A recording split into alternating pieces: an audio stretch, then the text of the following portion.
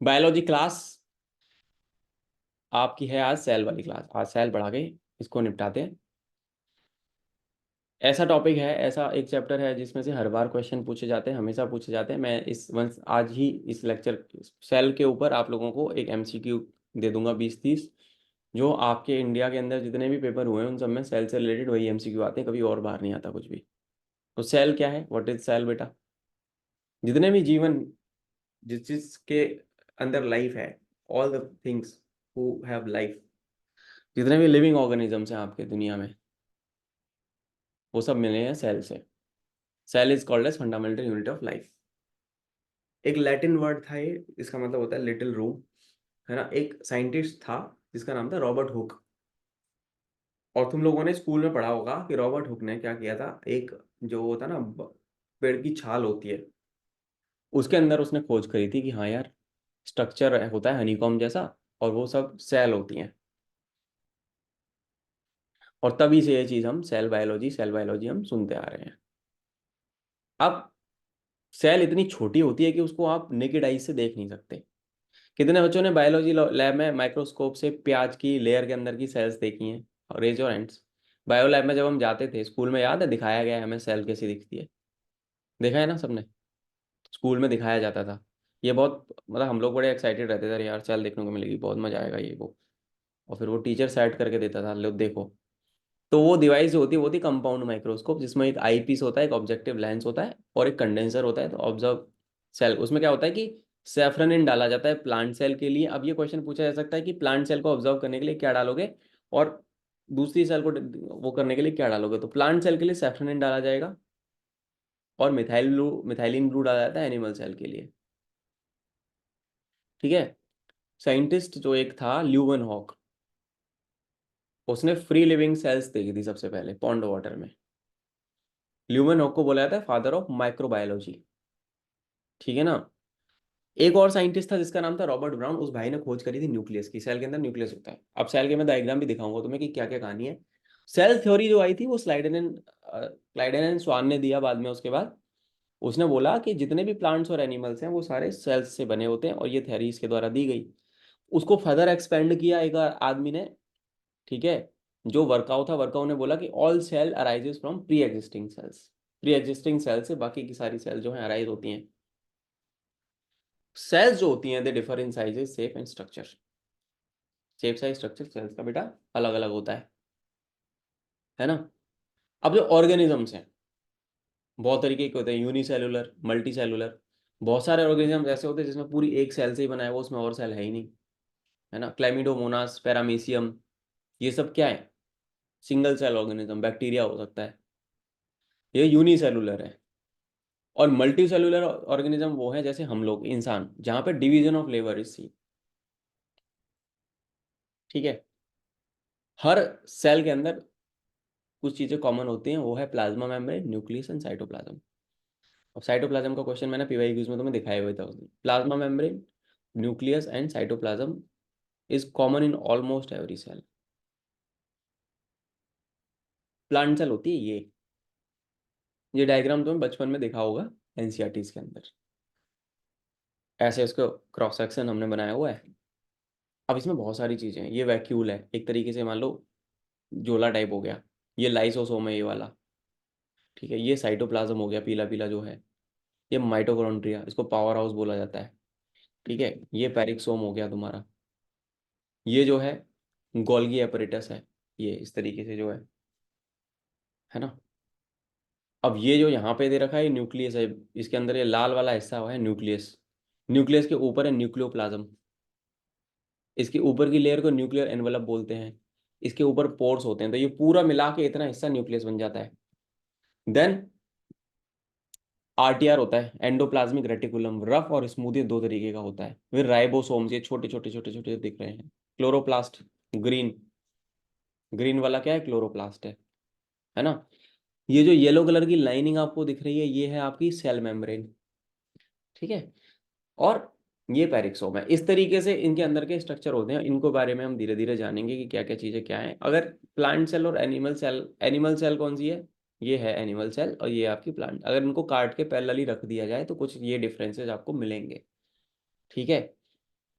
Chloroplast animal cell में नहीं पाया जाएगा, ठीक है। और सेल वॉल पाई जाएगी कि नहीं पाई जाएगी बताओ? एनिमल सेल में सेल वॉल होती है? माइटोकॉन्ड्रिया दोनों में होगा, वैक्यूल्स होंगे, राइबोसोम, इसमें होगा प्लांट सॉल, ठीक है। गोल्गी अपरेटस दोनों में है, इस एंडोप्लाज्मिक रेटिकुलम भी दोनों में है। सेल वॉल जो है प्लांट सेल में है, ठीक है।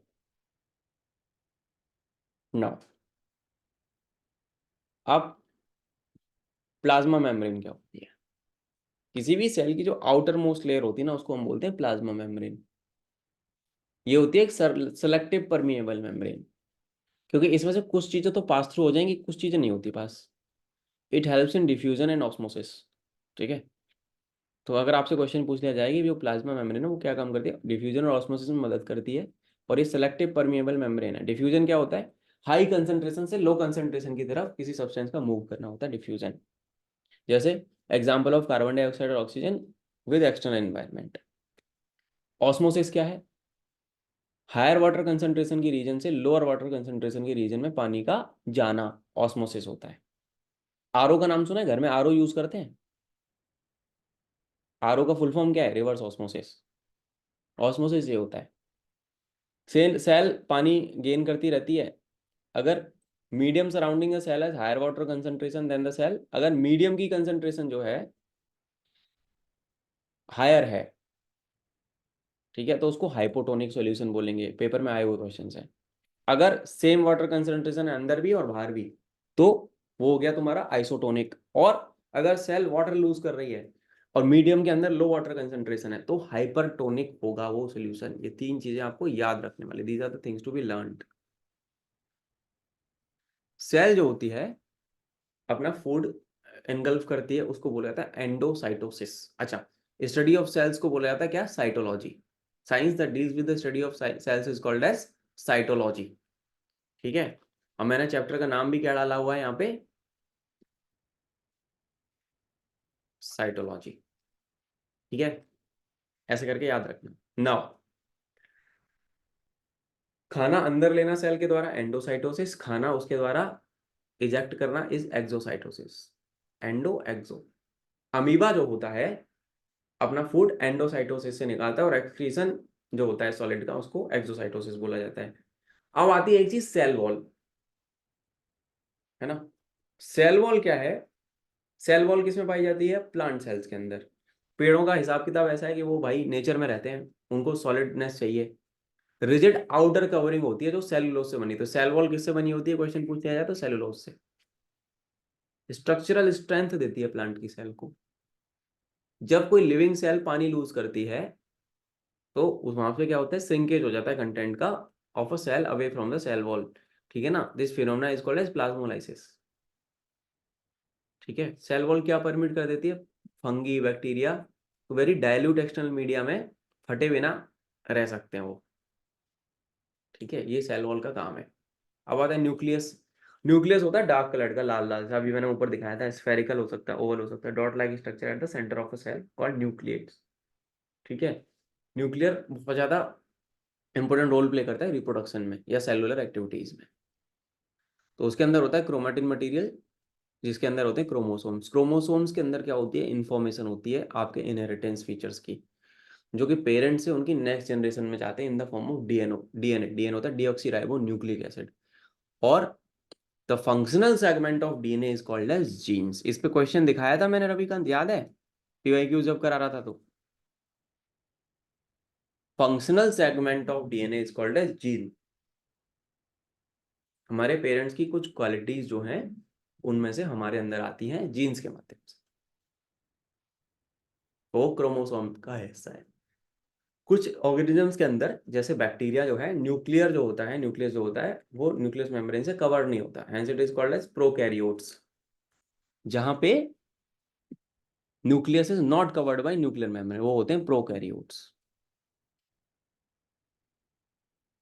और जिनमें न्यूक्लियर मेम्ब्रेन होती है उनको बोलते हैं यूकैरियोट्स। ये डेफिनेशन क्लियरली पूछी गई है एग्जाम में। प्रोकैरियोट्स क्या है और यूकैरियोट्स क्या है, डिफरेंस क्या है। मैंने एक टेबल बना के आसान कर दी तुम्हारी लाइफ। मैंने टेबल डाल दी यहाँ पे एक। इस टेबल में क्या बताया गया है? What are the prokaryote? Generally 1 से 10 माइक्रोमीटर का साइज होता है।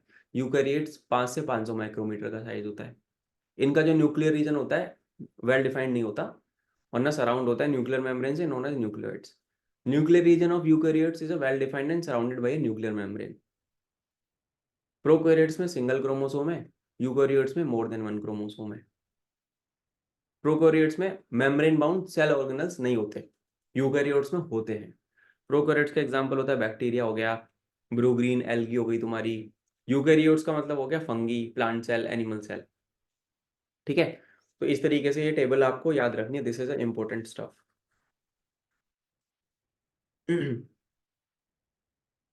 अब आता है बच्चों सेल ऑर्गेनल्स। सेल के अंदर पाया जाने वाला तामझाम जो भी होता है ना, वो होते हैं cell organelles. Every cell has a fluid matrix, उसके अंदर फ्लूइड होता है अदर देन न्यूक्लियस, इसको बोलते हैं साइटोप्लाज्म। इसको ध्यान से सुनना। The nucleus and cytoplasm is together called as protoplasm. Nucleus को मिला दो और साइटोप्लाज्म को मिला के प्रोटोप्लाज्म मिल जाता है। प्रोटोप्लाज्म वाज द टर्म जो दिया था पुरकिंजे ने, और इसके अंदर सारे इंपॉर्टेंट सेल हो गए, जैसे एंडोप्लाज्मिक रेटिकुलम हो गया, Golgi apparatus, lysosome, mitochondria, plastids, vacuole, सब कुछ आता है। अब एक चीज तुमने सुनी एंडोप्लाज्मिक रेटिकुलम, जब मैंने तुम्हें दिखाया अभी सेल का डायग्राम, ऊपर जाता हूँ वापस एक बार, तो ये हमने देखा, ये दिख रहा है एक, ये जो स्ट्रक्चर सा दिख रहा है कुछ ऐसे ऐसा, ये एंडोप्लाज्मिक रेटिकुलम है, रफ और स्मूथ। ये क्या कहानी है इसके बारे में अगर आप देखोगे तो rough, it looks rough because ribosomes are attached to it surface, and rough endoplasmic reticulum is the site of protein synthesis. यहाँ पे प्रोटीन सिंथेसिस होता है। स्मूथ वाले में क्या होता है, इसमें राइबोसोम्स अटैच्ड नहीं होते।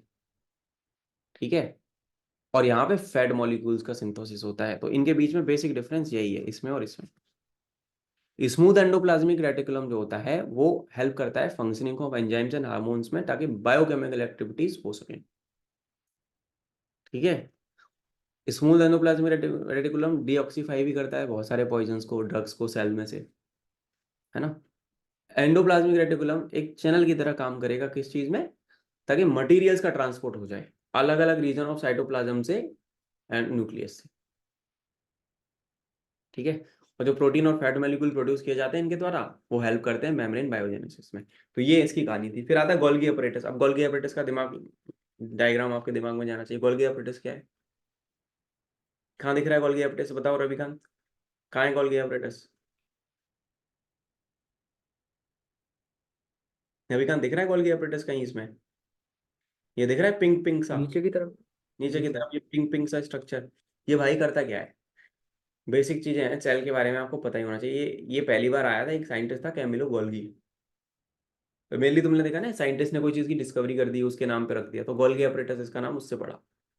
एक मेम्ब्रेन होता है ना, सिस्टम ऑफ मेम्ब्रेन होता है, मेम्ब्रेन बाउंड वैक्सील्स कॉल्ड सिस्टन्स। इसके अंदर क्या होता है, स्टोरेज होता है, मॉडिफिकेशन होता है, और पैकेज ऑफ सेल प्रोडक्ट्स जितने भी होते हैं ना, उनका वो कार्यक्रम होता है। Complex sugars are made from simple complex sugar को ब्रेक डाउन करके सिंपल शुगर्स बनाई जाती हैं गोल्गी एपरेटस के अंदर, और ये लाइसोसोम के फॉर्मेशन में भी हेल्प करता है। अब तुम बोलोगे कि सर ये सुना तो बहुत है, लाइसोसोम में कहानी है क्या चीज इसकी? लाइसोसोम होता है बेसिकली एक तरीके से मान लो थैले हो गए, इनके अंदर होते हैं पावरफुल डाइजेस्टिव एंजाइम्स, है ना। Enzymes are made by rough endoplasmic reticulum to digest the worn out cell organelles. जो भी वॉर्न आउट सेल ऑर्गेनल्स है उनको डाइजेस्ट करने के लिए, जब सेल डैमेज हो जाती है ना कोई, तो लाइसोसोम फट जाता है, और लाइसोसोम क्या करता है, वो एंजाइम जो निकलता है ना, वो अपनी सेल को ही डाइजेस्ट कर देता है भाई। इसको बोलते हैं सुसाइडल वैव ऑफ अ सेल। लाइसोसोम फटा, अंदर का एंजाइम निकला, सेल पूरी पच जाएगी। तो basically it is the waste disposal system of a cell. तो लाइसोसोम को सुसाइडल वैव ऑफ सेल भी बोला जाता है, पेपर में पूछा जाए तो याद रखना। फिर आता है माइटोकॉन्ड्रिया। माइटोकॉन्ड्रिया होता है डबल मेम्ब्रेन से प्रोटेक्टेड। आउटर मेम्ब्रेन पोरस होती है, इनर मेम्ब्रेन डीपली फोल्डेड होती है। ये फोल्ड क्या करते हैं, एक लार्ज सरफेस एरिया बना देते हैं एटीपी के लिए। एटीपी होता है एडेनोसिन ट्राइफॉस्फेट, जहाँ पे मॉलिक्यूल सिंथेसिस होता है। ATP is the energy currency of a cell. Energy currency of cell होता है एटीपी। हेंस माइटोकॉन्ड्रिया को बोला जाता है power house of a cell. उसको सुसाइडल बैग बोलते हैं, इसको पावर हाउस बोलते हैं। माइटोकॉन्ड्रिया का अपना डीएनए होता है और राइबोसोम होता है, देयरफॉर वो अपनी खुद की प्रोटीन बना सकते हैं।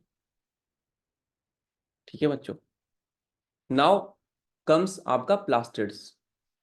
Plastids are only present in plant cells. दो तरीके के होते हैं, chromoplast, coloured plastic, chloroplast. Chloroplast होता है green pigmented and useful in photosynthesis, also contain various pigment like yellow और ऑरेंज।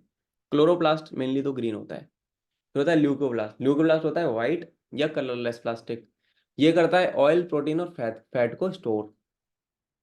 ये भी डबल मेम्ब्रेन से जुड़ा हुआ है। इसकी जो मैट्रिक्स होती है इसको स्ट्रोमा बोलते हैं। सीट होती है फॉर एंजाइमेटिक एक्शन, और इनका भी अपना डीएनए और राइबोसोम होता है। Therefore they can make their own protein. तो ये प्लास्टिड्स की कहानी है। ठीक है, देन आते हैं वैक्यूल्स। ये छोले छोले बड़े बड़े थैले से दिखते हैं ना वैक्यूल्स, उसके अंदर वो होते हैं storage sac. Solid liquid content उनके अंदर भरा होता है। एनिमल्स में स्मॉल साइज होते हैं, प्लांट्स में बड़े होते हैं। 50 to 90% सेल वॉल्यूम वो घेर के रखते हैं। और ये टर्जिडिटी रिजिडिटी देते हैं सेल को। Amino acid, sugar, organic acid, protein इनके अंदर स्टोर्ड रहती है। अमीबा में फूड वैक्यूल जो होता है बहुत इंपॉर्टेंट रोल प्ले करता है। ठीक है, तो ये कुछ बेसिक चीजें थी। फिर अगेन ये सेल के बारे में आपको यहाँ पे बताया गया। अब आता है एनिमल सेल और प्लांट सेल के बीच में बेसिक डिफरेंस क्या है। ये देखो, एनिमल सेल में सेल वॉल नहीं होती, प्लांट सेल में सेल वॉल होती है। Plasma membrane is the outer layer which provide turgidity to the cell. ठीक है, यहाँ पे cell wall is the outer layer जो टर्जिडिटी और रिजिडिटी देती है। वैक्यूल्स छोटे होते हैं, यहाँ पे वैक्यूल्स बड़े होते हैं। प्लास्टिड्स नहीं होते, यहाँ प्लास्टिड्स होते हैं। न्यूक्लियस सेंटर में होता है और यहाँ प्लांट सेल में न्यूक्लियस एक साइड में होता है। ये बेसिक डिफरेंस है। इसमें से 2-3 सवाल बन जाते हैं, आपको याद रहने चाहिए। समझ में आया बेसिक स्ट्रक्चर ऑफ सेल तुम्हें? बच्चों बताओ। मैंने ये नोट्स भेज दिए थे बाय द वे तुम लोगों को पहले ही भेजे थे ना? कितने बच्चों ने पहले ही पढ़ लिए थे?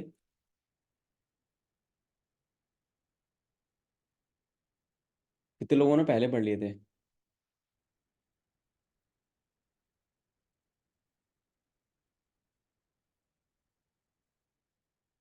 चलो कोई बात नहीं, बोलोगे नहीं तुम लोग। एक सेकंड रुकना। मेरी आवाज आ रही है सबको? Can you guys hear me बच्चों? Yes sir. अब यस सर। अभी मैं इसमें एक चीज और बताने वाला हूँ, फटाफट से क्विकली इसको खत्म करेंगे, जो कि काम की चीज है। ध्यान से सुनना। 2 चैप्टर का कंटेंट मैं एक लेक्चर में करा दिया, बट इसका रिवीजन आज ही हो जाना, क्योंकि फिर तुम्हारे पास टाइम नहीं। आज की क्लास अभी जैसे ही ये खत्म होगी, I will put up the recording there. देख लेना, रिवीजन मार लेना, नोट्स अभी आ जाएंगे। सेल आ चुका है, ये वाला भी आ जाएगा। अब आता है न्यूट्रिशन। खाने को अंदर लेना और उसका फूड का उसको यूटिलाइज करना एज अ फूड, उसको न्यूट्रिशन कहते हैं। न्यूट्रिएंट क्या होते हैं? फूड के अंदर बहुत सारे कंपोनेंट्स होते हैं बच्चों, है ना, that have distinct function like providing energy, materials for body building, maintenance and regulation of metabolism. इसको क्या बोलते हैं? न्यूट्रिएंट। जैसे प्रोटीन हो गया, मिनरल हो गया, विटामिन हो गया, कार्ब हो गया, फैट्स हो गया। डाइट में ये सारी चीजें होती हैं। है पीयूष? समझ में आ रही है बातें? तू तो बॉडी बिल्डर रहा है, तुझे तो पता होगा कब क्या खाना चाहिए, कितना खाना चाहिए। जी सर। अब खाना हम खाते हैं तो हमें ये सारे क्या मिलते हैं? न्यूट्रिएंट्स मिलते हैं। सबको पता है, मम्मी बोलती है दाल दाल पिया करो। दाल में क्या होता है? प्रोटीन होता है। हरी सब्जियों में क्या होता है? आयरन होता है। उसी के बारे में। अब टाइप्स ऑफ न्यूट्रिशन बहुत तरीके का होता है बच्चों। ऑटोट्रॉपिक न्यूट्रिशन, ऐसा मोड ऑफ न्यूट्रिशन जहाँ पे ऑर्गेनिज्म अपना खाना खुद बनाते हैं from inorganic raw material with the help of energy. इनको बोलते हैं ऑटोट्रॉफ्स या ऑटोट्रॉफिक न्यूट्रिशन। फिर आता है हेट्रोट्रॉफिक, ठीक है, न्यूट्रिशन। फिर आता है हेट्रोट्रॉफ, जहाँ पे वो अपना खाना खुद नहीं बनाते। इसमें होता है सेप्रोफाइटिक और या सेट्रोट्रॉफिक। ऐसा न्यूट्रिशन जहाँ पे फूड ऑब्टेन होता है, organism remains like dead organism से। एक्सक्रीटा हो गया, फॉलन लीव्स हो गया, ब्रोकन ट्विग्स, है ना।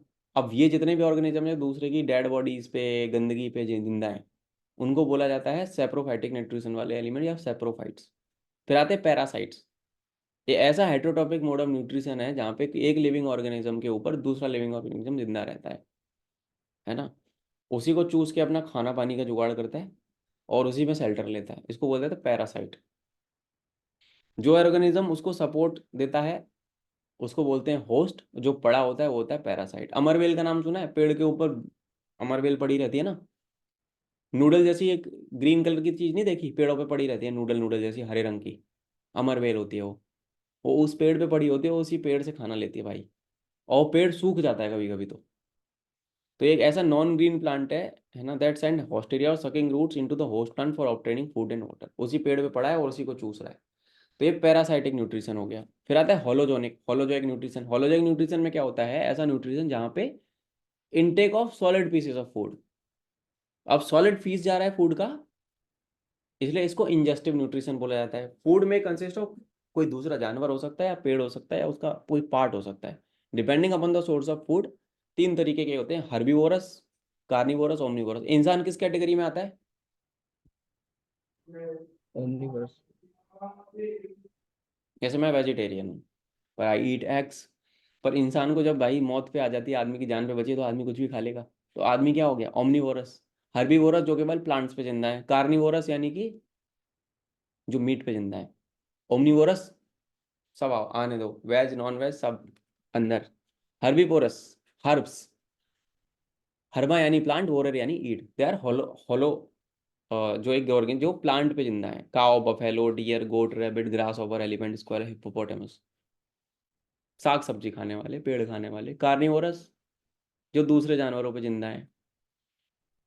लायन हो गया, टाइगर हो गया, लेपर्ड हो गया, स्नेक हो गया, हॉक हो गया। ओमनीवोरस इंसान, ant, pig, cockroach, humans. Omnivore कुछ भी खा लेंगे भाई, जो मिले सब आने दो।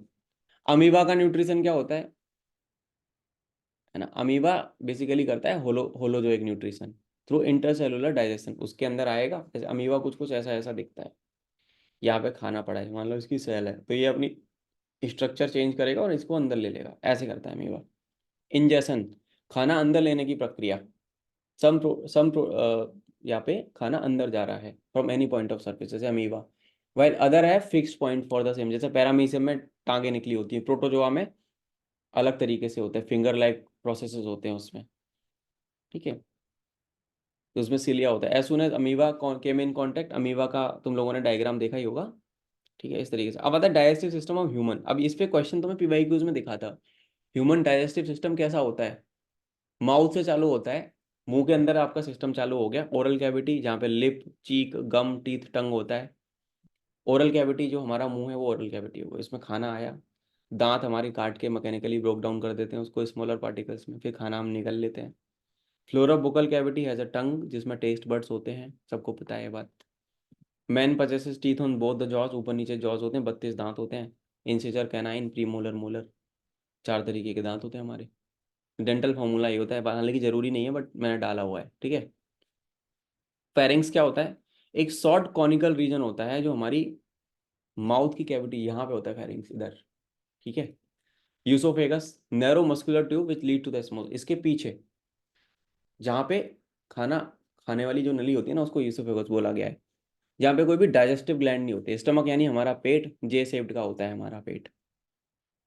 Left side of abdominal cavity. Small intestine, छोटी आंत, फिर बड़ी आंत। स्मॉल इंटेस्टाइन में क्या होता है? तीन रीजन होते हैं।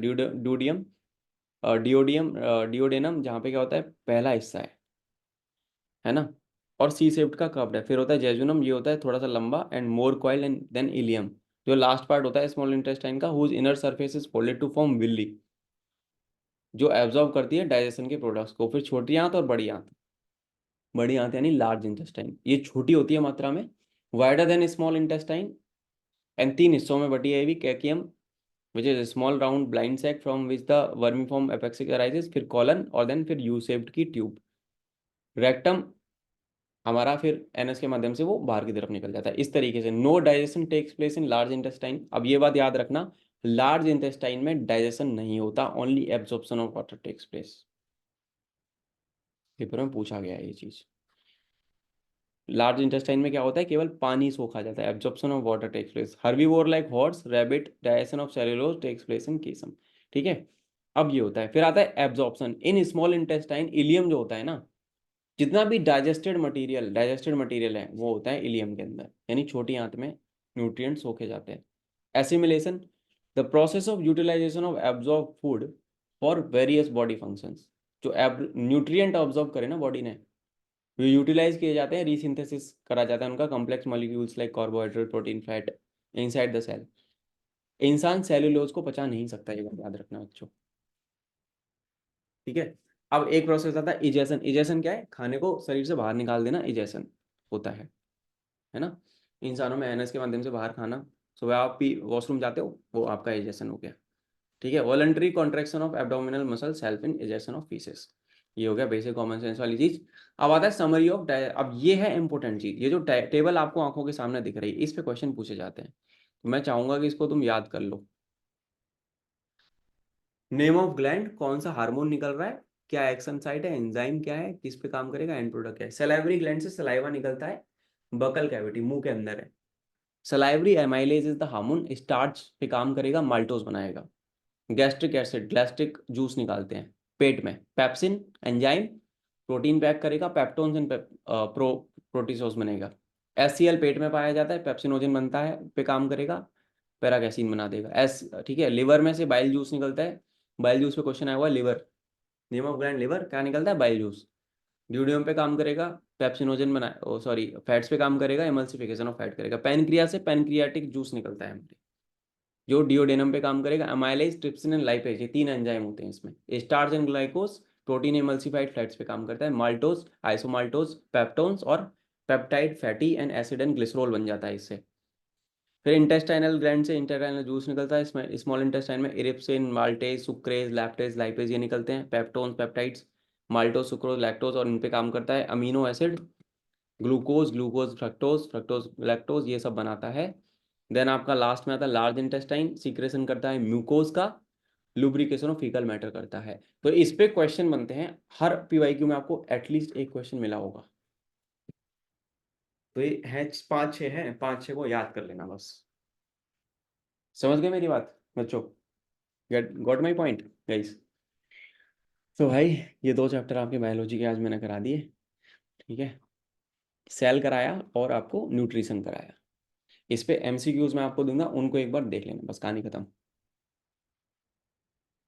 ठीक है। अब किसी को कोई डाउट होगा तो मेरे को व्हाट्सएप पे रीच आउट करना। बाकी मैं तुमसे मिलता हूँ कल की क्लास में, ठीक है बच्चों? डन? कोई डाउट, कोई समस्या, किसी को कुछ बात करनी है तो should I stay here in another meet, नहीं तो फिर हम जाएं खाना वाना खाएं, बता दो।